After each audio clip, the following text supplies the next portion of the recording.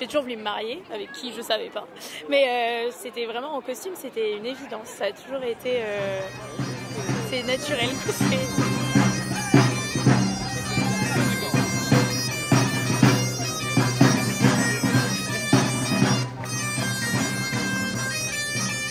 Enfin, avec Édouard, à peine on était fiancés, avant d'avoir trouvé le lieu de la salle pour le lendemain, on était bon, on se marie quand en costume du coup, comment on fait pour l'organisation et tout ça. Les autres bigoudaines, elles portent des costumes qui appartiennent au cercle. Moi j'avais vraiment envie de faire la démarche de reconstituer un costume spécialement pour l'événement.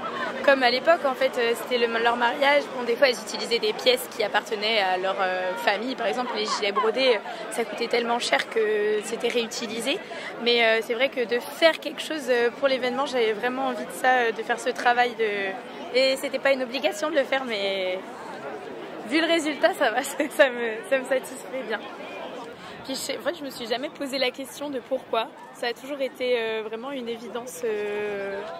Enfin, je pense, faudrait demander à ma mère depuis quand je lui dis que je vais me marier en costume, mais depuis que je sais que j'ai toujours voulu me marier, avec qui je savais pas. Mais c'était vraiment en costume, c'était une évidence. Je suis même pas sûre qu'on en avait parlé avant.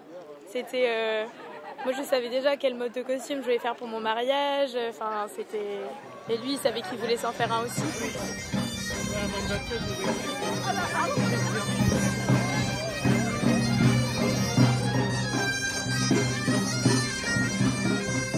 Le tablier, là, ma mère, elle l'a brodé de mars à octobre, je crois.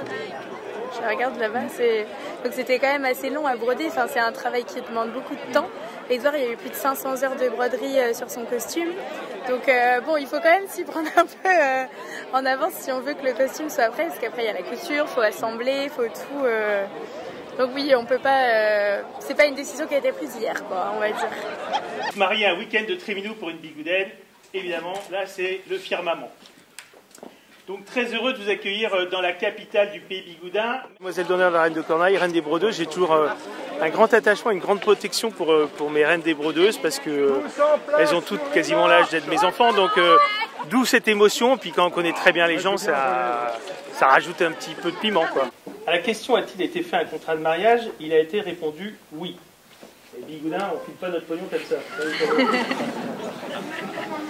C'est la première fois que je le fais effectivement en costume traditionnel et avec l'écharpe.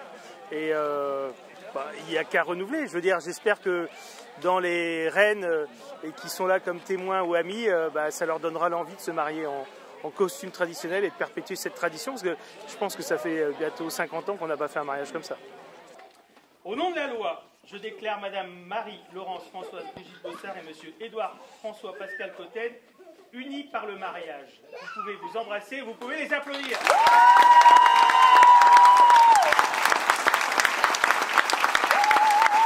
Enfin, on savait que nos proches qui portent le costume seraient très contents de le faire aussi. Donc c'était hyper naturel, mais c'est vrai qu'après, quand on a vu que tout le monde s'intéressait au truc, on a dit « Ah oui, bon en fait c'est assez particulier, mais après ça nous ressemble, quoi, donc c'est chouette. » Bien, ça prouve que les cercles, la culture, les fêtes, ça aide à se rencontrer et puis on arrête les clivages de territoire. Voilà, on se réunit pour un grand moment de bonheur.